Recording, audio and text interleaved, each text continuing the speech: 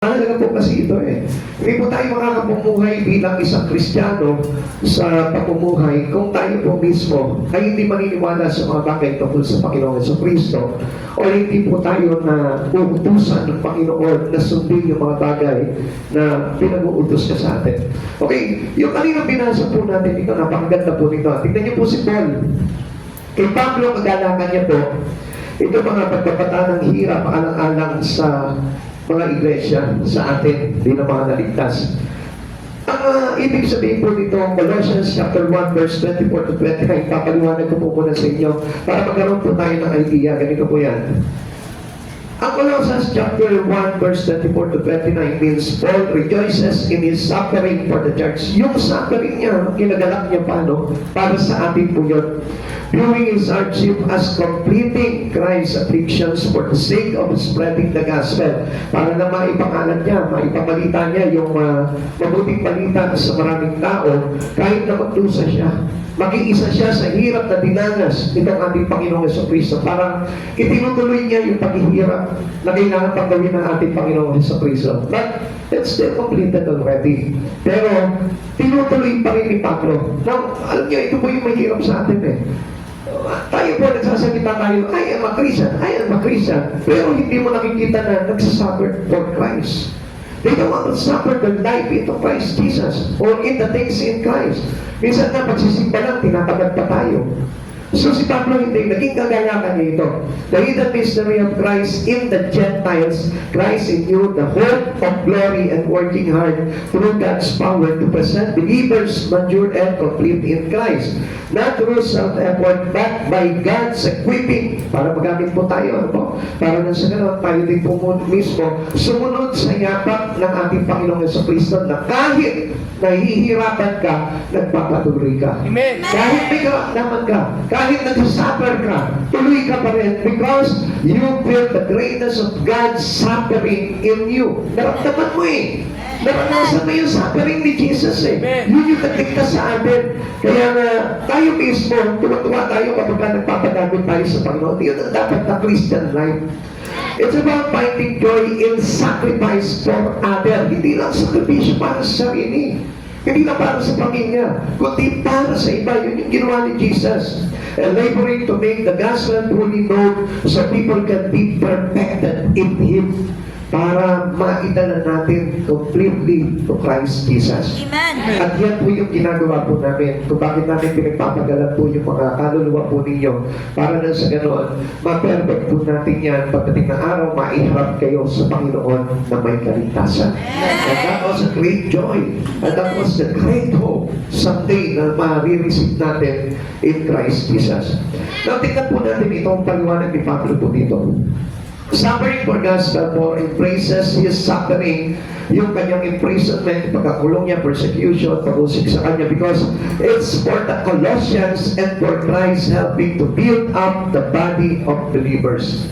So, napakabuti po nung merong ang Diyos na ginagamit katulad ni Pablo. Like sa panahon po natin, yung mga mangaral, yung mga nagtuturo sa atin, napakabuti po ng Diyos dahil merong ipinagaloob sa atin na mga laga po sa atin, na kahit sila pinapersecute, kahit na sila inukulong, kahit na sila pinag-uusig, eh patuloy pa rin po nila na tinatrabaho yung ating mga kaluluwa para tayo mailapit sa Panginoon. During our Christ's affliction, kumbaga parang pinupuno niya ba yung mga hirap na ginawa ng Panginoong Jesucristo dito. Imagine that. Si Pablo, kung tutusin, sasabihin niya, it is already enough. It is already fulfilled by Christ Jesus. It is completed. All the suffering that He experienced through the cross, it is completed. That He perfected us as a body into Christ. Na mga kapatid sa Panginoon, hindi ganun eh. Siya tinutuloy niya pa rin. Gusto niya kasi kagalakan niya na maranasan din yung hirap na dinanas ng ating Panginoon sa Kristo. It is an atonement. Jesus' sacrifice was complete, but participating in the ongoing ministry of Christ in the world, experiencing hardship on behalf of the church as Christ's body. Gusto niya kasi na kaya tayo nandito ngayon, hindi lang para magsimba ka, kundi maging kabilang ka sa katawan ng ating Panginoong Jesucristo. Kaya hindi tayo pwede talaga nahiwalay sa body of Christ eh. Ang body of Christ na tinutukoy po dito, hindi isang organization lang, ano po. Kasi kung minsan, nabuo yung tinatawag na body of Christ, just a simple a group of people, pero hindi po ganun. Ang totoo po talagang body of Christ, they are their effectiveness towards the church. Amen. So, ibig sabihin po nito, nagagamit po talaga sila bilang sabihin natin manggagawa or part of the body of Christ na kailangan mayroon silang designated responsibility to do. So, ganun po yung kailangan po natin na tayo po ay ma-involve po tayo doon. Kaya sabi ko nga po sa inyo, hindi lang tayo church na sisimba lang tayo. Ano po? Amen. The great mystery, the hidden truth revealed now is that Christ lives in believers. Kaya tayo included, kasama na po tayo dyan. Kasi pag sinabing Gentile, it is not the Jewish people.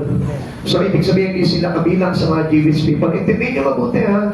Para hindi po tayo maligaw po ng mga religion. Ito na religion ko, eh. Minsan, tinatarangkahan ka pa, no? Ayaw nila makawalan yung kanilang mga mahal sa buhay para makakilala na todo sa Panginoon. Kaya kung papansinin natin, mga kapatid sa Panginoon, ito ay malaking pandaraya sa atin ng kaaway, eh. Alam niyo po, ang Panginoong Jesucristo, pinuksan niya yung pintuan para tayo mga Gentiles, ibig sabihin, non-Jewish people, para tayo magkaroon ng kaligtasan. Hindi pa ba sapat yun para tanggapin natin si Jesucristo sa buhay natin? And without Christ Jesus, mananatili kang Gentiles. Amen. Mananatili kang hentil na walang pananampalataya sa Diyos. Na kahit kung maasa ka lang halimbawa sa religion mo, at hindi naman po talaga namuhay na katulad ng pamumuhay ng pagtitiis ng ating Panginoong Jesucristo, you are still a Gentiles. Amen.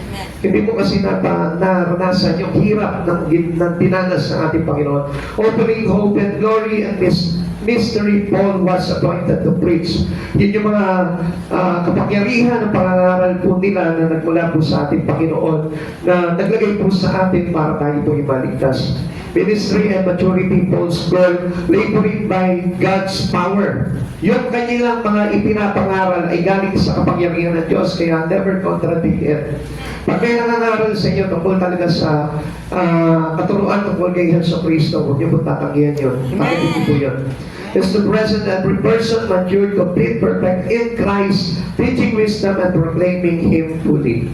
So para na sa ganoon, tayo po talaga ay matuto talaga ng mga bagay patungkol sa kay Kristo. Amen. Christ in you, hope of glory. Yan. Pag nasa atin na si Jesus, kasi kaya po tayo nilalapit talaga ng mga karal, ng mga nagtuturo, ng mga tumatrabaho para sa ating kaluluwa, para tayo po ay pagharian ni Jesucristo. Amen. Now, alam niyo po, kapag bago ka sa Panginoong Jesucristo, hindi mo halos talagang ma-imagine kung ikaw ba'y pinaghaharian na ng Diyos o hindi. Kung ikaw ba'y talagang pinasok na ni Jesucristo o hindi. Kaya nga nagiging malabo sa atin yung mga bagay na yun. Kasi nga, hindi po natin talagang ginagrab yung opportunity na matuto tayo sa mga bagay talaga na itinuturo sa atin ng Panginoon, which is very vital part of our Christian life. Amen. Napakahalagang parte po yan, pagiging Kristiyano po natin. The central message is the indwelling Christ, empowering believers and giving them ultimate hope, making suffering purposely. Kaya kahit na nagsisimba ka, kung hindi mo naman alam talaga yung layunin ng Diyos sa buhay mo, bakit nandito ka ngayon, wala na. Sayang lang po yung mga pinuntan niyo po dito. Amen. Talagang gusto talaga mangyari po talaga dyan, yung mag-indwell sa buhay po natin si Jesus. Pagarian tayo at yun yung susi para tayo po yung magkaroon ng tinatawag na Christian life. Amen. Kaya tanungin mo yung katabi mo ngayon, do you having a Christian life already? You have a Christian life already. Yan, yun ang tanong dyan eh. Kasi minsan pagka nagsimba sa church, kala nila, uy, Christian na ako, di ba? Sabi ko nga sa inyo, kung halimbawa, kapag hindi si Jesus talaga naka-indwell sa iyo, hindi si Jesus yung nasa iyo, sa puso mo, nasusunod sa buhay mo, hindi ka Christian. Kaya tayo tinatawag na Christian because we follow the command of God into our life. Amen? Amen. Halimbawa, meron nga tayong example dyan, halimbawa si Denise, si Denise. Yan. Pag si Dennis, hindi sumusunod sa Panginoong Jesucristo, is not a follower of Christ. Iba ang tawag sa kanya, hindi Christian. Ang tawag na ngayon sa kanya, Venetian blind.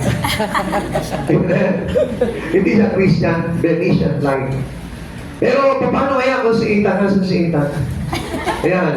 Pag si Ethan hindi sumunod sa Panginoong Jesucristo, hindi namuhay bilang Kristiyano, ang tawag sa kanya, hindi Kristyan. Ano na tawag sa kanya? Etayan. Yun na, okay.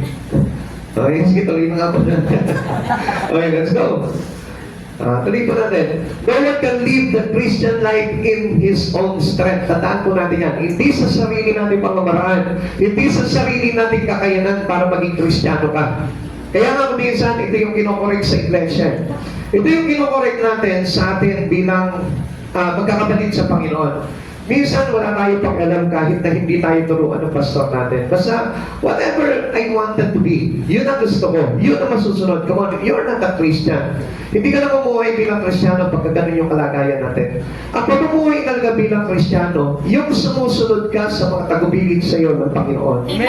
Kung ano yung mga bagay na pinagagawa sa iyo. Sabi nga po dito, yet so many people try to do just that but in practice. Ano ba sabi dito? They believe a life that pleases Him is possible only through their effort. Sa sarili lamang po nilang kakayanan. Sa sarili lamang po nilang pagpupunyagi, Kristiyano na sila. Kung hindi po yun. We need to follow every commands of God into our life. Amen. Christ must be the central of our life. Siya po yung kailangan naging sentro po ng buhay natin. Doon umiikot yung buhay natin sa pagiging kay Kristo. Now, the key to a Christian life is to allow Christ to live in His life through you. Kailangan, pahintulot ako si Jesus na mabuhay sa buhay mo. Huwag kang pamayag na nandun lang sa labas si Jesus. Sabi nga po na Revelation chapter 3, ano? Nakatayo ako sa harapan ng inyong pinto, kumakatok ako. Kung pagpupuksan niyo ako, tutuloy ako at magkasabay po tayong kakainsapan. Pero kapag hindi mo pinagbuksan si Jesus sa buhay mo, nandun lang siya sa labas. Kaya many Christians today, hindi talaga nakakapamuhay into a Christian life. Kaya sila pa rin yung nasusunod sa sarili nila. Minsan may inutos na sa kanila ang Panginoon, pero they ignored it. Hindi nila napapakinggan yung mga bagay na yun. They don't want it. Kasi hindi po nasa loob nila si Jesus. Kaya hindi sila makontrol ng Panginoon. Like for example ngayon, nakapokus ka ngayon sa pakikinig ng salita ng Diyos na unawaan mo very clearly. Ang ibig sabihin niya, nandyan na si Jesus. Amen. Nakapasok na. Kasi kapag nakakapagdulot sa iyo yung aral ni Jesus na kagaanan, at kapag nakakapakinig ka ng salita ng Diyos, parang tuwa-tuwa ka sa galak. Ibig sabihin po nun, nandun na, nakapasok na si Jesus. Pero kapag halimbawa, yun nga, nag-iinit ang ulo mo, di ba? Sabi nga ng anak ko, pag may pera, masaya. Di ba? Pag wala ng pera, high blood na. Di ba? So, ibig sabihin, wala si Jesus doon. O kaya naman, halimbawa, pagka halimbawa, kapatid mo ang lahat, kaibigan mo ang lahat, nililibre ka na lahat. Yan, tuwa-tuwa yan, ano mo. Pero kapag wala ka nang pumapansin sa iyo, wala ka nang kaibigan, nagagalit ka na. Ang buhay po ng isang Kristiyano, pinapadaan yan into the ups and downs. Hindi ba pwedeng walang ganon? Hindi ba pwedeng very smooth lang yung lakad mo? Because we need to go with the journey of our God. Amen. Kailangan maging kaisa ka doon sa journey ni Kristo. Amen. Kaya kung papansinin natin, ipapako na lang siya sa krus. Buhat niya yung kanyang krus niya bago siya ipako sa krus. Bumalik pa sila ng buntong ng Golgotha. Bakit hindi na lang doon sa baba? Kasi gusto ipahiwatig ng tao sa tao na yung pagbabata ni Jesus ay talagang kailangan maranasan din po natin. Amen. Pero hindi the same with the suffering of God. So, ang suffering po natin, yung nagkaroon ka ng simple problema, nagkaroon ka ng mga taga-usig, nagkaroon ka ng mga umaalipin sa iyo, umiinsulto sa iyo, o ng mga kawalan sa buhay mo. That was other cross na tinatawag. Amen. It is not the same with the cross of God, pero pinagaan niya yung cross na yun. Kaya meron tayong tinatawag na other cross. So, yun yung tinatawag na peculiar cross na tinatawag sa ating mga Kristiyano. Kaya huwag po tayo, kumbaga parang, bakit ganito? Kristiyano na, pero ganito pa yung trato nila sa akin. Kristiyano na, pero damot-damot pa rin mga ito sa akin. Huwag tayong maghanap ng ganon sapagkat mayroong tinuturo sa atin ng Panginoon. In every things that we experience in our life, ibig sabihin niya, it is other trust of Christ Jesus. Amen. Okay. Our conditions before salvation. Ito ba yung kalagayan po natin bago po tayo magkaroon ng salvation? Tignan natin, baka mamaya wala pa pala tayo ng salvation. Before salvation, ibig sabihin wala pa tayo salvation. Tignan natin, baka mamaya wala pa tayo salvation. Unang-una, our sin separated us from God. Kaya pala maraming tao ayaw talagang lumapit sa Panginoon because they itself separate himself to God. Kumbaga parang ikaw mismo, kaya pala ang layo-layo ng puso mo na sampahin itong ang Panginoong Jesucristo, it is because of your sin.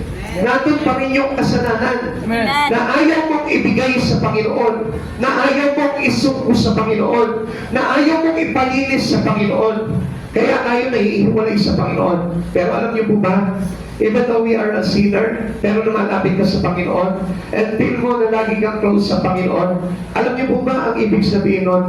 Pinatatawad na tayo ng Diyos sa lahat ng ating mga pagkakasala. Kaya ang isang tao hindi sila nagiging close sa Lord, it is because of their sin. Amen.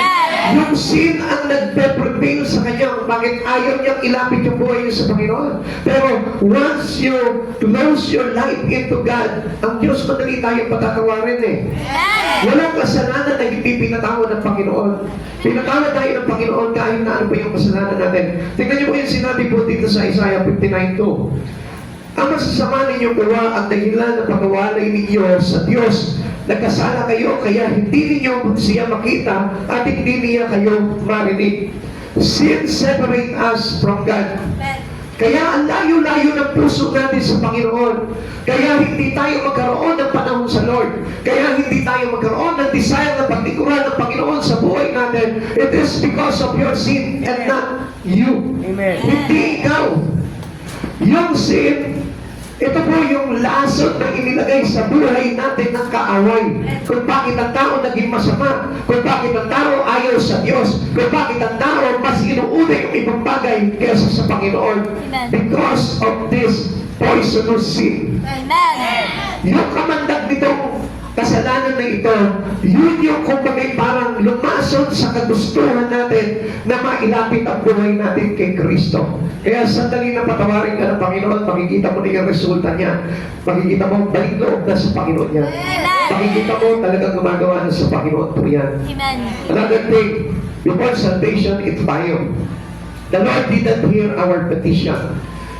Kaya, kung mapapasin po natin, bakit ganito? Dami kong mga panalangin, pero hindi naman tinutugon ng Panginoon. Look at yourself. I-check mo yung sarili mo, baka mamaya namumuhay ka ng makasalanan.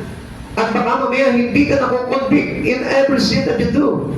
Na kahit na gumagawa ka ng kasalanan, walang conviction. Kaya papakita po natin yan kung bakit meron ng conviction ng isang taong pinatawad na ng Panginoon. Ano po? Kaya hindi naririnig ng Diyos yung ating mga panawagan, yung ating mga panalangin. It is because of the hindered of sin. Yun yung pinaka-block natin sa pagtawag po natin para ma-receive natin yung ating mga panalangin sa Panginoon. Because of sin. Pero sandali na ihingi mo ng tawad sa Panginoon, yung kasalanan mo, makita mo, madali na dadaloy sa iyo lahat ng mga ipinapanalangin mo basta para sa ikabubuti mo. Ikatlo, we were dead spiritually and under God's wrath. So ang ibig sabihin dito, before na wala pa tayong salvation, ang ibig sabihin yan, we are subject to God's wrath. Amen. Ibig sabihin yung buot ng Diyos, ibibigay pa rin sa iyan. Hindi tayo makakatakas doon sa buot ng Diyos na yun. I tell you the truth, kapag hindi mo pinagsisihan yung kasalanan mo, hindi matatanggal sa iyo yung buot ng Diyos. Amen? Yun yung katotohanan po dito. Tingnan po natin sa Efeso chapter 2, verse 1 to 3. Minsan kasi, nabubulagan tayo. Hindi, His mercy endures forever. His love for us will be remain. His remain faithfully. Sabi po natin, hindi tayo pababayaan ng Lord. Eh, paano naman yung kasalanan natin na hindi natin na-repent sa Kanya?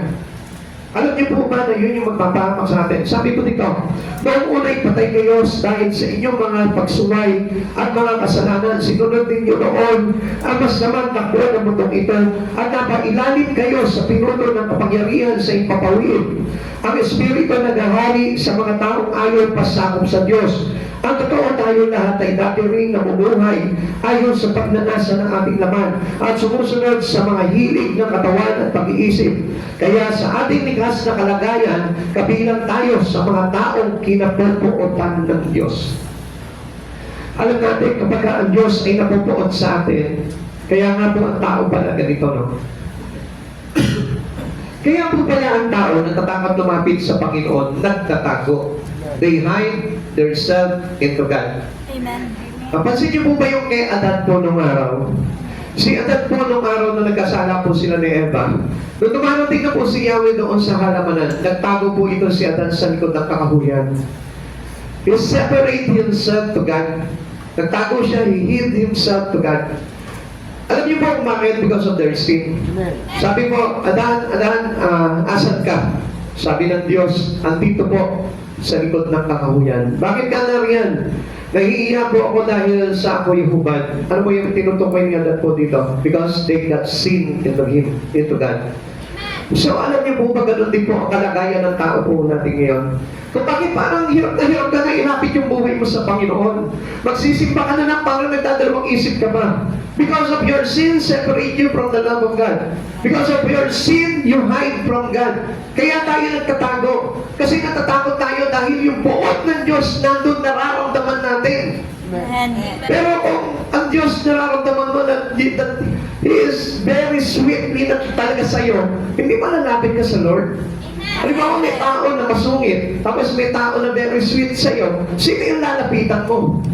Di ba yung kaibigan mo na very sweet sa'yo, malambing sa'yo, mabait sa'yo, yun yung lalapitan mo. Pero kapag yung masungit, anong gagawin mo? Tataguan mo yan, iiwasan mo. It is the same with us.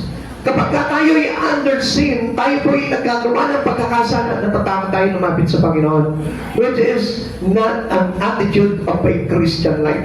Amen. Kasi pag tayo po talaga ay Kristiyano na, pag nagkasala ka, it will make us to repent and to make yourself close to Him. Ilalapit mo, susuyuin mo ang Panginoon, Lord, patawarin mo ako, Lord.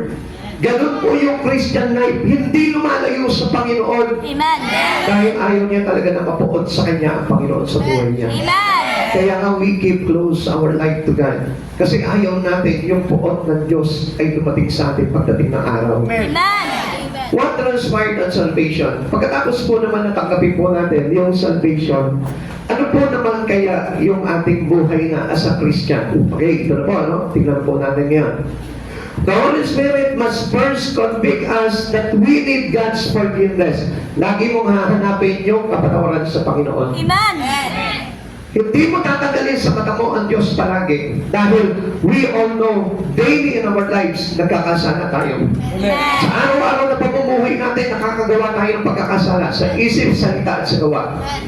Minsan kahit sa mga anak natin, nagkakasala tayo. May mga nasasabi tayo masamang salita. Even doon sa ating mga asawa, sa ating pamilya, mayroon tayong mga bagay na kinikilos na nagiging cause ng pagkakasala natin sa kanila. Yun lamang sinabi po ng Bible na huwag tayo maging sanhi ng sama ng loob ng kapwa po natin ay isang pagkakasalanan. Amen. Now, ano dapat natin gawin dito? That you must have the conviction. Amen. And these convictions is the Holy Spirit. Kung wala yung banal na Espiritu Santo, kaya nga kanina, sabi ko nga po sa inyo, receive the Holy Spirit para maintindihan nyo itong mga bagay na ito. Amen. Kaya maraming tao hindi natatakot na gumawa ng kasalanan, and this because of the absence of the Holy Spirit, and they have no conviction at the sin. Amen. Ngayon, kapatid sa Panginoon, pag meron ka ng Holy Spirit, in your Christian life, hindi pa pwedeng pag nagkasala ka, hindi ka tatakbong palapit sa Panginoon. Daily in your life, hahanapin mo palagi ang Panginoon because you know that your life runs daily into sin. Amen. Amen. Amen. Kaya nga ang Lord na ito, wini-wini tayo na lumapit sa Kanya. Come to me, all who are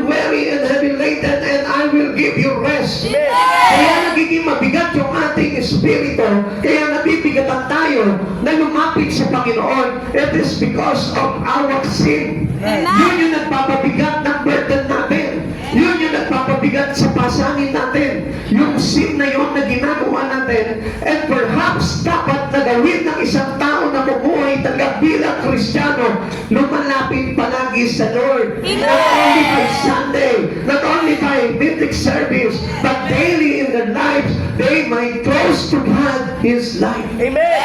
Ininalapit nila ng todo yung buhay nila. Hindi nila inaayaw yun because of the Holy Spirit will pushing you to close your life into Christ Jesus.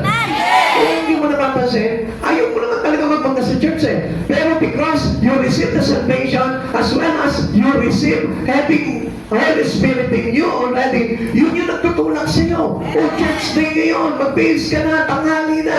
Ikaw naman, because you have salvation through your obedience to God, susunod ka na ngayon. Amen.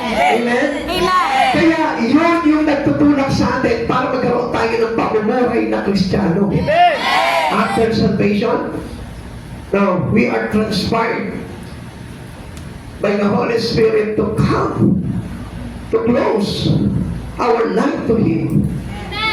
Yun ang gusto ng banal na Espiritu sa buhay natin.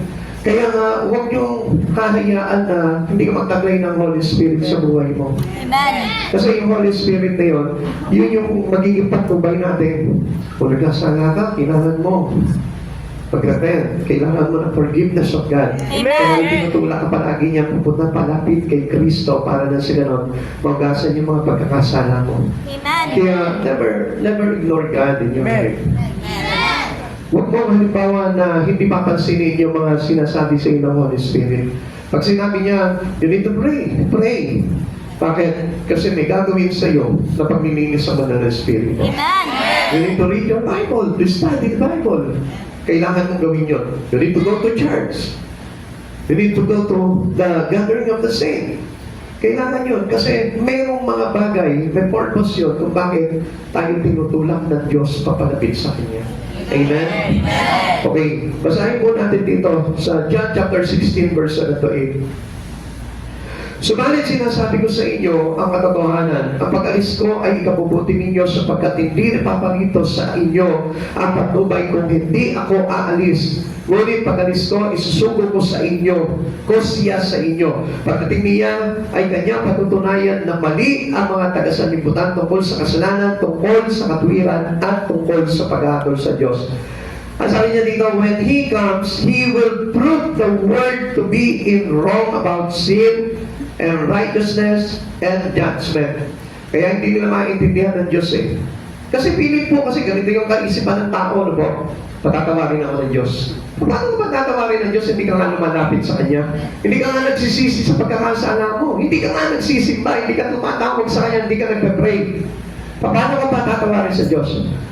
God's Son first offer something that draws you into your salvation.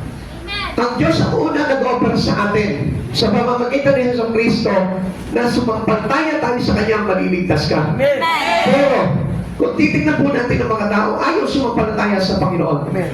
Siguro naniniwala sila may Diyos. Pero, ang pagsampalataya natin sa Panginoon, kailangan visible yung buhay mo ay na kay Kristo na. Amen. Amen? Amen. We are not an invisible Christian.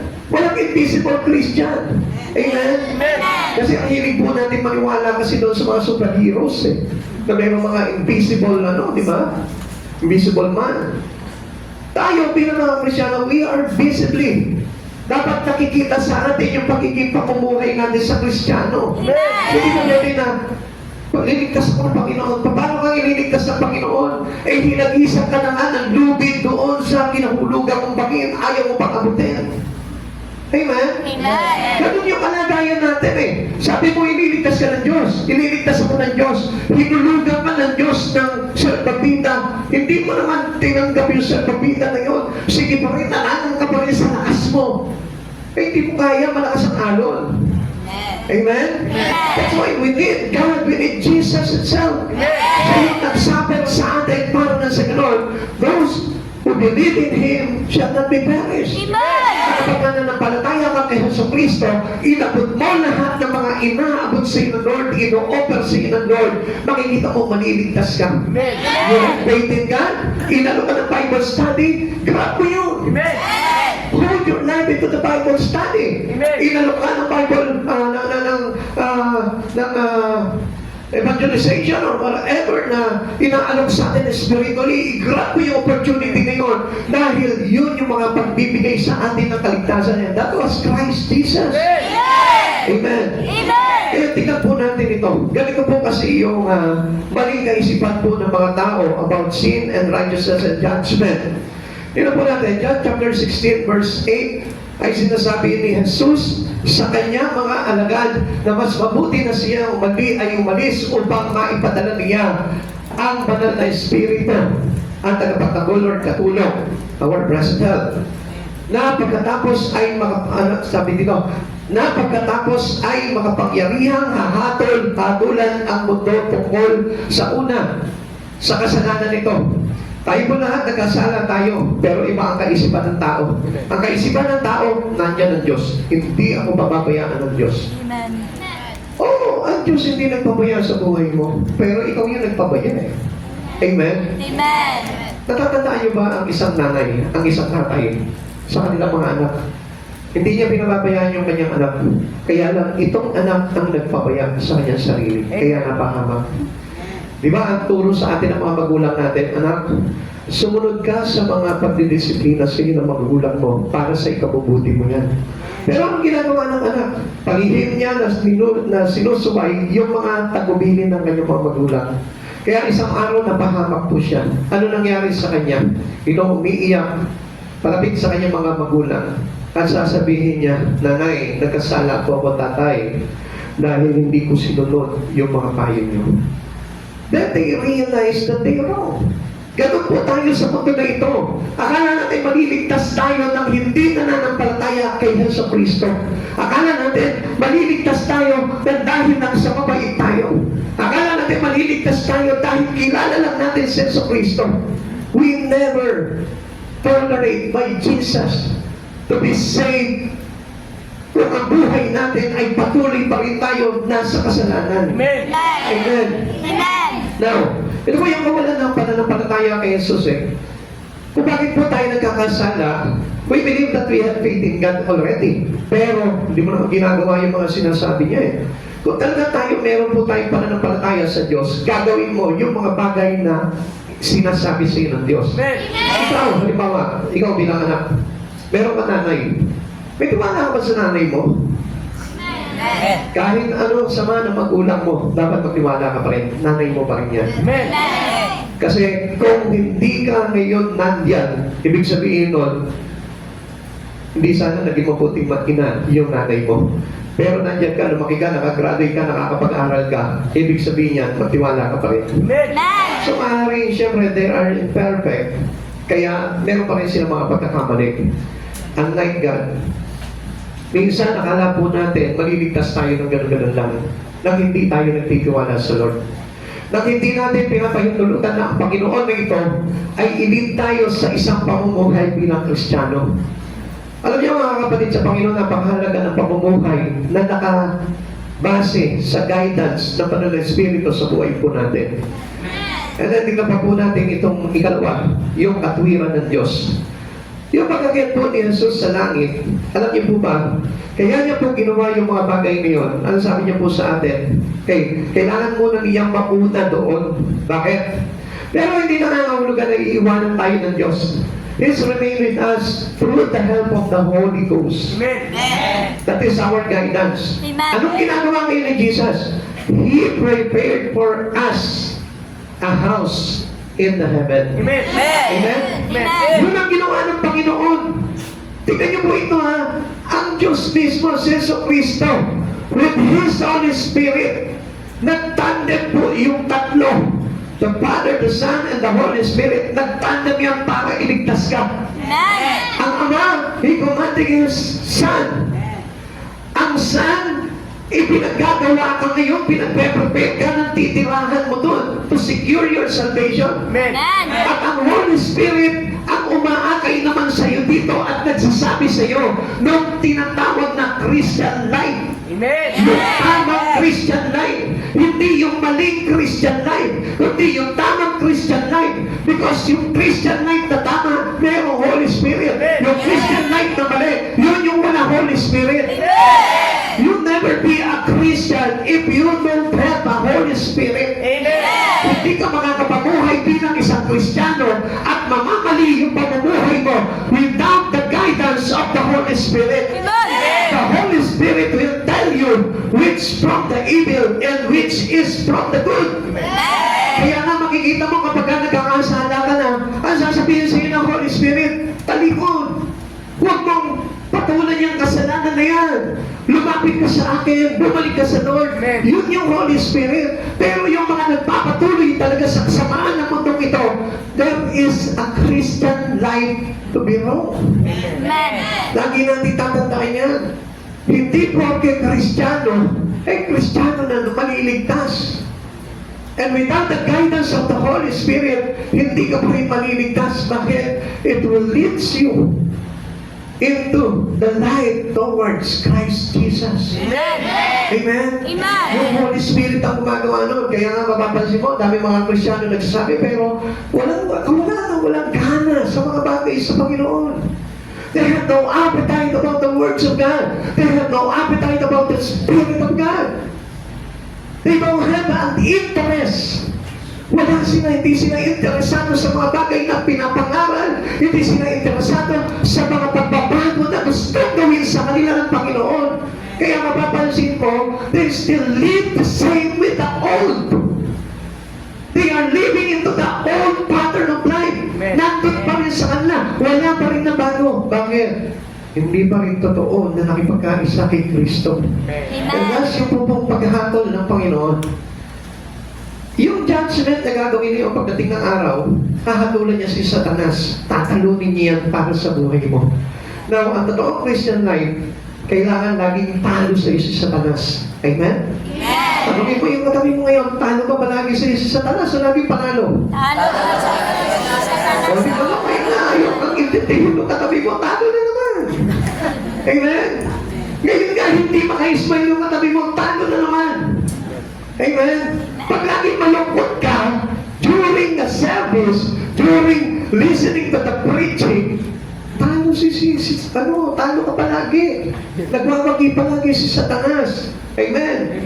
Yung ang isip mo, uwi ka na, gusto mo na umuwi, nagugutom ka na, gusto mo na magkakwatya, gusto mo na pumunta sa mall. Talo. Nanalo na naman si Taning. Amen? Amen? Pero kapag ka ikaw, para nagagalak yung espiritu mo, tuwang-tuwa yung espiritu mo, talaga nag-uumapaw, nag-overflowing talaga yung espiritu ni Christ sa buhay mo. Ibig sabihin, talo si Satanas doon. Sabi dito? Pagbibigay ng kapangyarihan sa mga mananampalataya at paghahayag ng kanyang pisikal na katotohanan. Doon natin na-realize na meron na tayong kapangyarihan because of the Holy God. Kaya we can resist already the attempt of Satan into you. Kaya tayo na kuminsan, di ba, hindi na lahat ng mga tukso ni Satanas ay nagwawagi na sa atin. Kundi nare-resist na natin ang diablo sa buhay natin. Tanungin mo nga yung matabi mo ngayon, nare-resist mo na ba ang demonyo? O hindi, sunod-sunuran ka pa rin. Pag sinabi ng demonyo, ito ka, galit ka. O, galit ako. Malungkot ka, malungkot ako. Diba? Tinatamad ka mag-church. Tinatamad nga ako eh.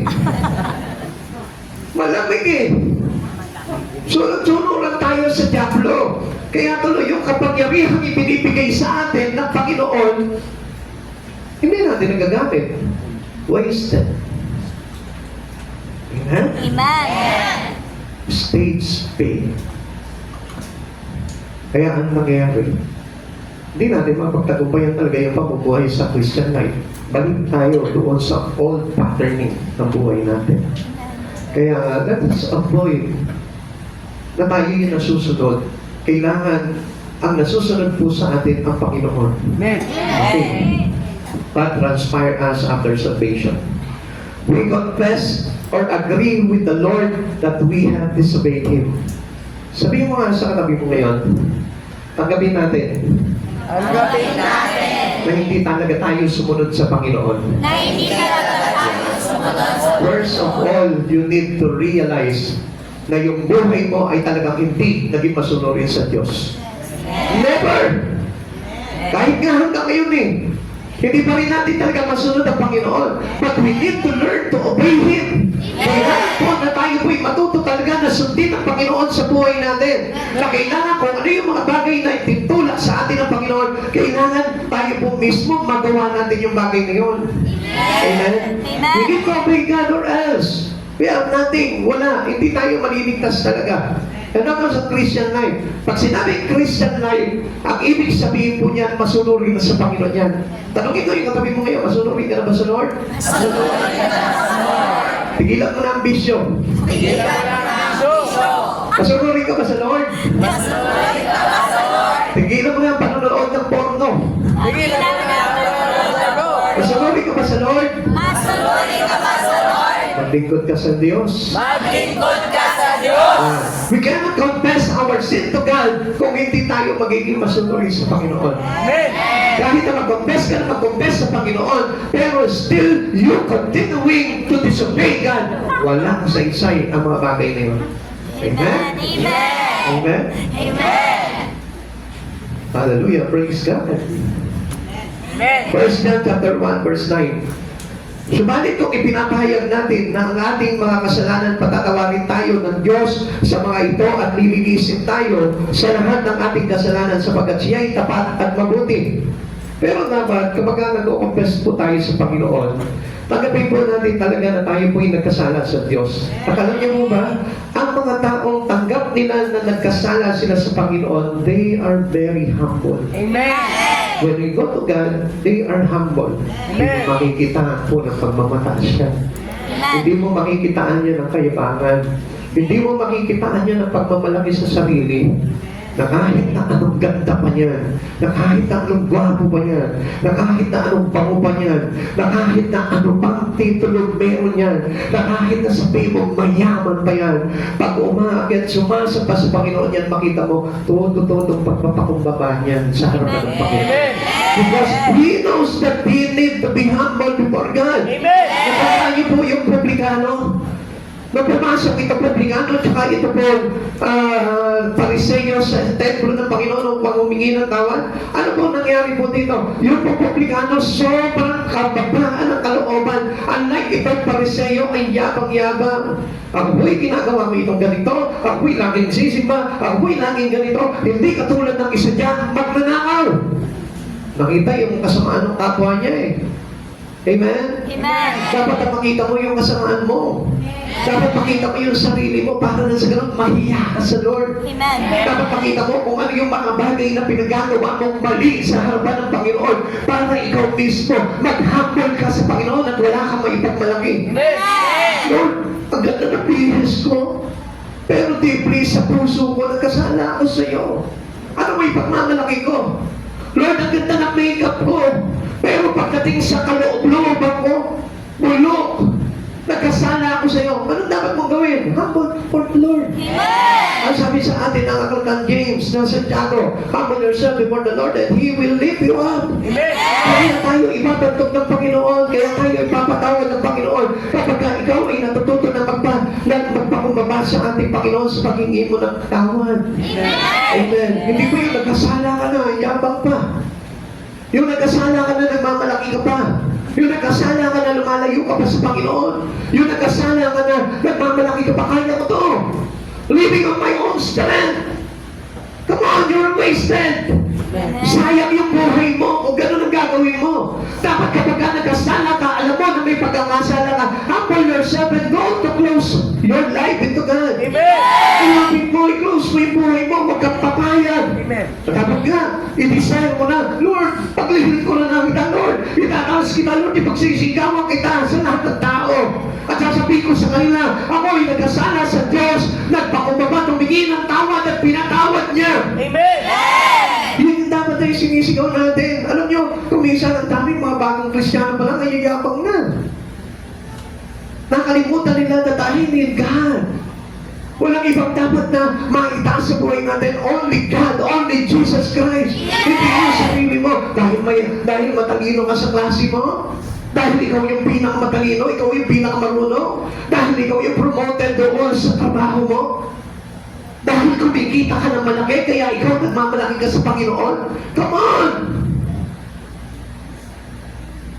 Matakot po tayo sa ganung kalagayan. Dahil tandaan po natin yung sinabi po ni Job, siya nagbibigay, siya rin ang mayroong karapatang mag-alis nito. E paano kung lahat ng mayroong kang ngayon, kagaling ng Lord yan, may magagawa ka ba? Kaya nga, you must put your life into the pit of Christ Jesus. It is the best place for every Christian. The pit of Christ Jesus. Doon na tayo sa baba. Doon lamang tayo sa pinakamaruming parte. Dahil kailanman hindi tayo nagipalinis sa Panginoon.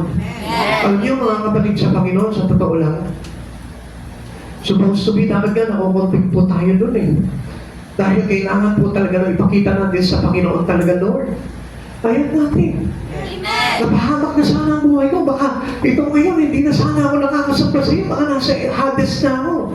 Baka nasa impyerno na ako. Alam niyo, sa totoo lang, napakabuti ng Diyos. Kaya lang yung kabutihan ng Diyos, minsan inaabuso natin eh. Sabi ko nga po sa inyo, ano yung tinanggap natin para maligtas tayo? The grace. Amen. At itong grace na ito, biyaya. Ang tawag dito, biyaya ni Jesus. And we receive that grace. At alam niyo po ba, yung grace without the Spirit of Christ Jesus, hindi yan magiging biyaya sa buhay mo. Kung biyaya lang ng kung sino yan, hindi magiging pagpapala sa buhay mo yan. Kaya ito naging grace talaga na pagpapala talaga ni Jesus sa buhay mo. It is because of Jesus, the grace. Si Jesus yung grace. Na tinanggap natin as supposed to be. Dapat yung buhay mo ngayon, pagpapala ka na rin sa marami. Amen. Kaya we must humble your life before the Lord. Kailangan na mababa palagi yung buhay natin. We always keep on thanking God. Pasalamatan ko palagi ang Panginoon. Pasalamatan ko siya sa pag-ilikot mo. Pasalamatan ko siya sa pag-awit mo. Pasalamatan ko siya sa mga sagawin mo. Pasalamatan ko siya sa buhay ng pamilya mo. Amen.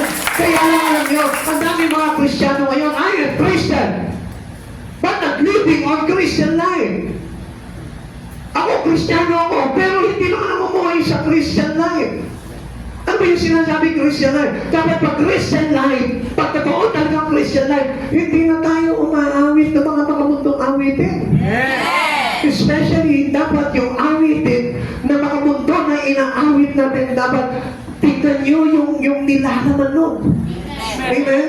Eh kung okay lang naman, halimbawa mga about nature, walang problema niyan. Halimbawa, yung kanta po noong mga dati, sino ba yung kumanta nun? Yung, basta niyo mga ibon sa... Diba? Okay lang sana yun. Very nature. Pero kung kakantahin mo, yung mga about ang lalaswa na mga kanta po nila, sino yun? Lady God. Sila Lady Gaga, sino ba yun? Mga Taylor Swift. Na demonic talaga, tapos iti-tiktok mo pa, patay kang bata ka. Nasa na po tayo pagiging Kristiyano mo? Sumasagpa ka sa demonyo? Samantalang hindi niyo po ba nakikita yung concert ni Taylor Swift? Ang mga background niya puro beast, puro demonyo. Amen? Tapos ikaw naman, iti-tiktok mo, sasayawin mo, kakantayin mo. Hallelujah! Saan ka nang galing? We belong to God. Amen. And we need to live into a Christian life. At yung Christian life, kailangan doon tayo. Amen.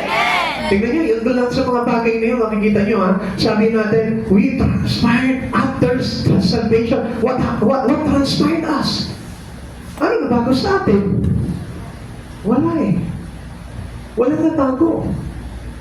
The same old patterning. Nakilala mo si Jesus, pero inisnab mo naman. Bakit sa Panginoon, mag-isip ka sa katotohanan. Dahil kung hindi natin maiintindihan daw, wala rin mangyayari, walang say-say doon sa mga bagay na ginagawa natin. And supposed to be, dapat naliliwanagan na po tayo. Lahat ng naliwanagan ay hindi na namumuhay sa kainan. Amen? Because Jesus is the light. Amen. Pagka tinanggap mo na si Jesus sa buhay mo, namuhay ka na sa liwanag. Namuhay ka na kay Kristo. Eh, how come na tayo namumuhay pa sa kadiliman? Amen? Amen. Number 3, we trust that Jesus' death on the cross paid the debt we owed for sin. Tinubos na tayo, nagtitiwala tayo na si Jesus yung tumubos sa atin. It is not about in our own effort. Tayo po'y nagtitiwala na sa kamatayan ng ating Panginoon Yesu Cristo sa krus, tayo po'y tinubos sa pagkakautang natin sa kasalanan.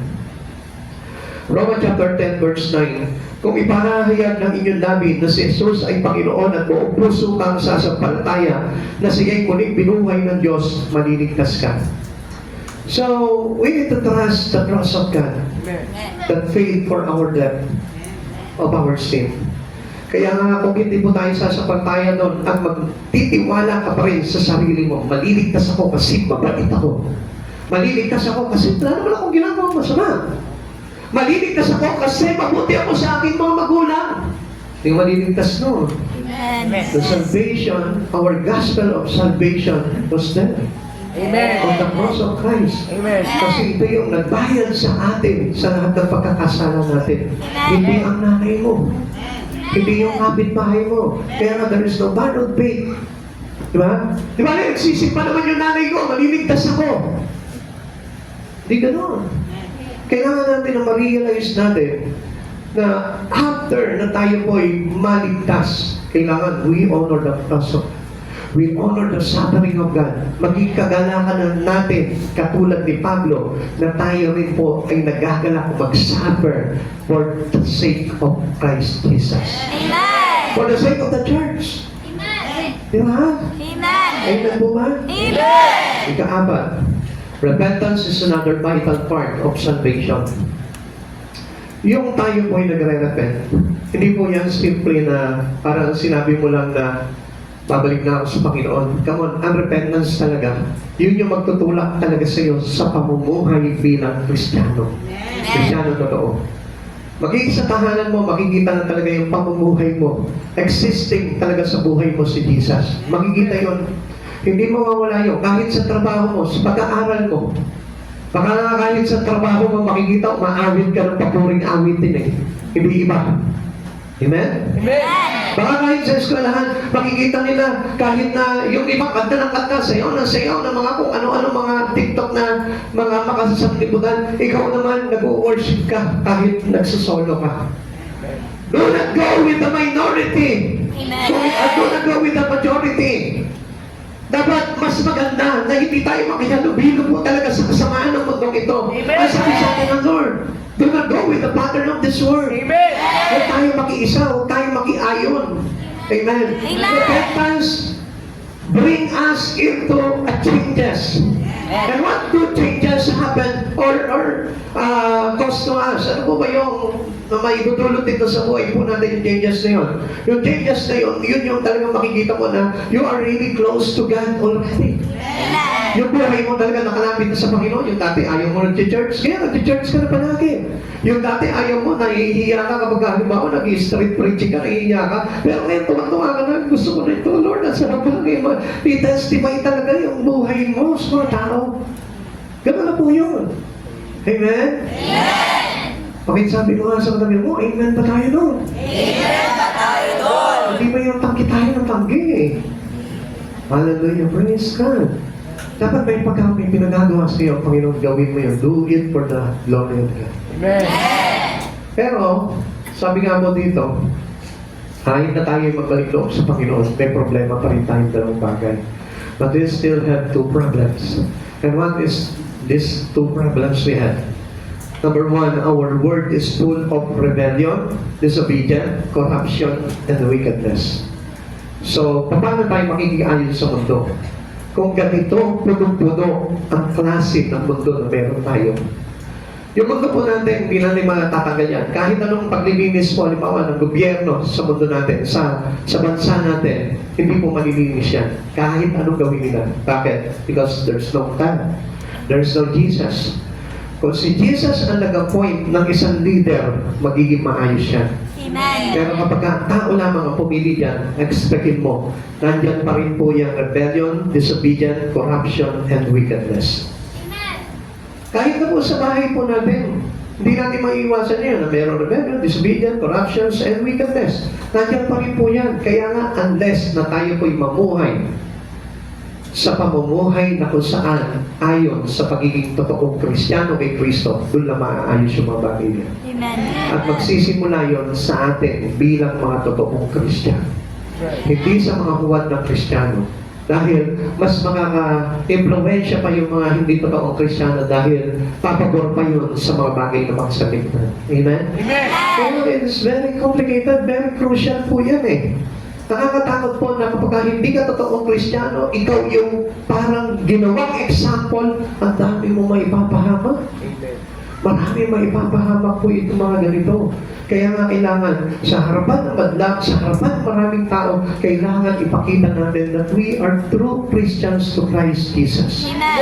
Amen. Hindi ba yung Kristiyano ka lang kapag nasa church ka? Tingnan mo yung matabi mo, pagkabait-bait. Mamaya pagkatapos ng service na ito, tingnan mo sa labas yan. Amen? Amen. O sige, tingnan mo yung matabi mo ngayon. Okay. Mamaya, tingnan mo sa labas yan. Ngayon, amen ang amen yan. Praise the Lord yan. Mamaya yan. Baka mamaya. Puro-puro na sinasabi niya. Kailangan maging totoo tayo para lang sa ganon. Pagharap po natin sa madla, sa maraming tao, makikita nila si Yeso Cristo at hindi na ikaw. Amen. You've seen Christ already at hindi na po ito magiging problema sa atin. Ikalawa, we still have what the Bible calls the flesh. Ayan, dyan pa rin po tayo. Or that part of us that because of old patterning desires to rebel against God. Ayan. Huwag kasi natin ipilit yung dating pamumuhay. Pag ipinilit po natin yung dating pamumuhay natin, it costs to us rebel to God. Amen. Ipilit mo yung gusto mo. Ipilit mo yung gusto ng laman mo. Kaya nga hindi niyo po napapansin, minsan nga ako, aminin ko po sa inyo, no? Kapag nga nakakarinig po ako ng mga 80s, 90s na mga awitin, medyo napapasayaw pa po ako dyan eh. Kasi yung mga panahon po namin na, yung mga bagets po nung araw, pag naririnig ko na po yung mga kanta po nun na I'm growing up, get it down. Minsan napapasayaw ako, napapagandang ako eh. Amen? Parang feel ko yung mga kabataan ko po nung araw, pero not anymore. Although, enjoy yung mga memories po natin. Amen? We treasured our memories. But, kailangan na masigit na i-treasure mo yung memories mo with a new life in Christ Jesus. Yun. Amen? Amen. Hindi na yung itinitiktok mo pa. Ang lalaswa ng mga TikTok ngayon. Amen. Huwag na tayo sumabay sa kalaswaan ng mga TikTok po ngayon. O diba, sige, kung magti-TikTok ka, yung mga papuring awitin, isayaw mo. Amen. Diba? Sabayan mo na rin ang worship sa Lord. So, nabibigyan mo pa ng karangalan ng Panginoon sa buhay mo. Kaya tandaan po natin, ang Diyos ay sobrang dakila yan sa buhay po natin. Na kapag tayo nanampalataya sa Panginoon, igagayad na po tayo ng Lord into a life that is destined with God someday in heaven. Amen. Yan po yung pinakahahawakan natin yan. Kaya huwag niyo sayangin yung pagkakataon niyo. Mabuhay tayo bilang mga totoong nilipat na kay Jesu Cristo. At huwag natin pairalin po itong mga rebelliousness na ito. Dahil mapapahamak lamang po tayo pagdating ng araw. Romans chapter 12 verse 2. Huwag kayong makiayon sa takbo ng mundong ito. Sa halip, hayaan ninyong baguhin ng Diyos ang inyong pag-iisip upang maunawaan ninyo ang kanyang kalooban. Sa gayon, magagawa ninyo kung ano ang mabuti kalugod-lugod at ganap na kalooban ng Diyos. That's it. Yan ang gusto ng Diyos na ipamuhay natin. Kung ano yung mabuti, kalugod-lugod at ganap na kalooban ng Diyos. Yun ang gusto ng Diyos na ipamuhay natin. Kaya every step that you make, try to figure out kung ito ba'y magdudulot ng pagkakasala ko o magdulot sa akin ng rebelliousness into my God. Pag-aralan mo na mabuti yun, para lang sa ganun, hindi ka mahulog. Para lang sa ganun, hindi ka madapa sa mga bagay na gagawin mo. God's provisions for the Christian life need. Jesus came into our lives to live through us. Kaya nga, kapag tinanggap mo na si Jesus sa buhay mo, dumating na si Jesus sa buhay mo, igagayad ka na yan. Pagbubuhay na si Jesus sa buhay mo. Kaya makikita mo, doon magbabago na yung buhay natin. Amen. Yung dating mga masasamang ginagawa natin, magbabago na yan. Magiging mabuti na yan. He help us think, act, and react as Jesus would in our place. He provide and teach us to commit ourselves to Him. Makikita mo, siya na rin po yung mismo na magbibigay at magtuturo sa atin para makapaglagat tayo ng buhay kay Kristo. Hindi tayo. Ang Lord mismo gagawa sa atin nun. Kaya tandaan natin mga kapatid sa Panginoon. Alam natin ang Panginoon na siya po mismo yung makagalaw sa buhay natin. Huwag ikaw. Huwag tayo. Ulitin ko po sa inyo. Dapat si Jesus ang nakagagalaw na sa buhay natin. Hindi na ikaw. Huwag mo hayaan na, Lord, this is I wanted to be in my life. Come on. Sabihin mo sa Lord, Lord, is this the one you wanted to be in my life? Tanungin mo, Lord, Lord, ito ba yung gusto mo sa buhay ko? Yun ang lagi mong tatanungin. Huwag yung gusto mo, Lord, ito yung gusto mo. Lord, ito yung gusto mo. Huwag mong ipilit yung gusto mo. Kaya nga dami mga religiousness eh. Kasi pinipilit nila yung gusto nila at hindi yung gusto ng Diyos na mangyari sa buhay nila. Allowing Christ to live through you and be your failure. Tagapin mo lahat ng mga nangyari failure sa buhay mo. Tagapin mo yan. Kasi ayaw ng Diyos siguro yun. Ganun na kasimple yun. Ano ba? Nag-fail ka doon sa mga bagay na pinangarap mo. Siguro ayaw ng Lord yun. God-bless your inadequacy. Sabihin mo sa Lord, Lord, talaga naman marami akong pagkukulang sa iyo eh. Ang dami ko naman po talaga supply sa iyo. Humili mo sa harapan ng Panginoon yun. Acknowledge that Christ is sufficient. Lagi mo sagutin sa sarili mo, Lord, ikaw lang sapat na. Pwede mo ba sabihin ngayon sa oras nito sa Panginoon, Lord, ikaw lang sapat na. Then abandon your life to Him. Ikulong mo yung sarili mo sa Kanya. Lord, ito yung buhay ko. Hawakan mo to. Huwag mo na bitawan to. Sa iyo na to, Lord. Ibigay mo na sa Panginoon yung buhay mo yun. Sabihin mo, Lord, nasaktan na ako minsan sa mundong ito. Bakit uulitin ko pa yung masakit eh? Kaya ibigay mo na sa Panginoon yung buhay mo. Sabihin mo sa Panginoon, Lord, sa iyo na to. Hawakan mo na to. Huwag mo na akong papakulan. Ilang beses na ako natapa.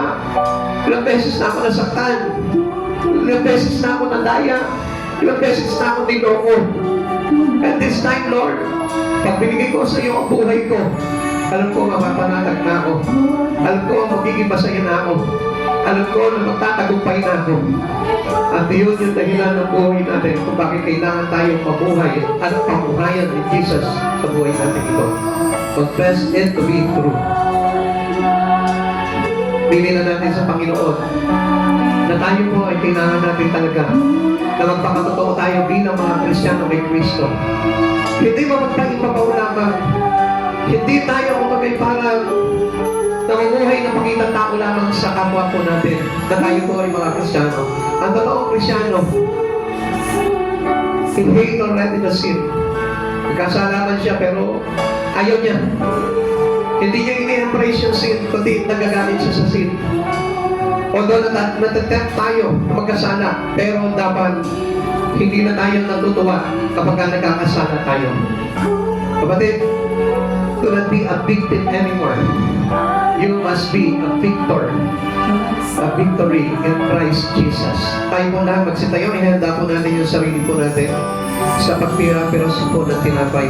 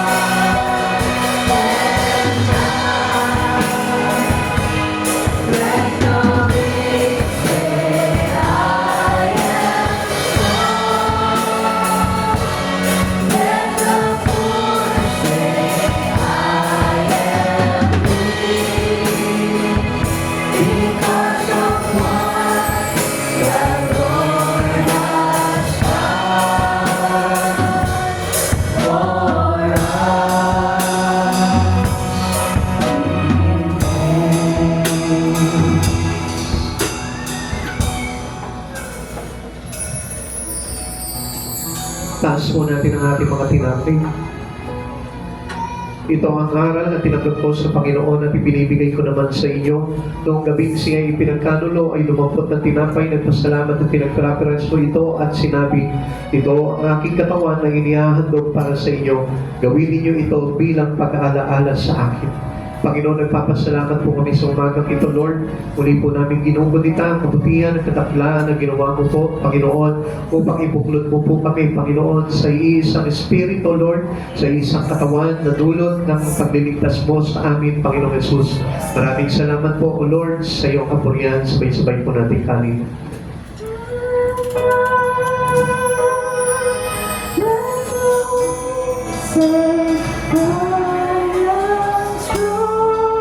Taas po natin ang ating mga saro. Kaya hindi naman matapos magapunan, ay hinuwakan niya ang saro at sinabi, ang sarong ito ang bagong tipan na pinagtitibay ng aking dugo. Tuwing inumin ninyo ito, gawin ninyo bilang pag-aalala sa akin, sapagkat tuwing kakain kayo ng tinapay na ito at iinom ng sarong ito, ay pinapahayag ninyo ang kamatayan ng Panginoon hanggang sa muling pagparito niya. Ama namin Diyos, salamat po, Panginoon, sa iyong bugtong na anak na iyong binigay sa amin, Panginoon, upang tubusin kami sa lahat ng aming mga pagkakasala sa pamamagitan ng banal na dugo na ibinubo niya sa krus ng Kalbaryo, Panginoon. Nalaganapan po kami dito upang dumaloy sa aming mga katawan, linisin kami sa aming mga pagkakasala at alisin ang mga sumpa, bunga ng kasalanan sa aming buhay. At kami, Panginoon, ay tuluyang naligtas, Panginoon, at malayang kami makakaharap sa iyo pagdating ng araw. Maraming salamat po sa banal mong dugo, Panginoon. Iselyo mo po ito, Panginoon, sa buhay po ng bawat isa o God, upang hindi na po mawala, Panginoon, anuman yung mga bagay na itinatakbo po sa amin bilang tanda na kami tutubusin at liligtas pagdating ng araw sa buhay na walang hanggan. Maraming salamat po, dakilang Diyos, sa iyo ang kapurihan. Sabay-sabay po natin inumin.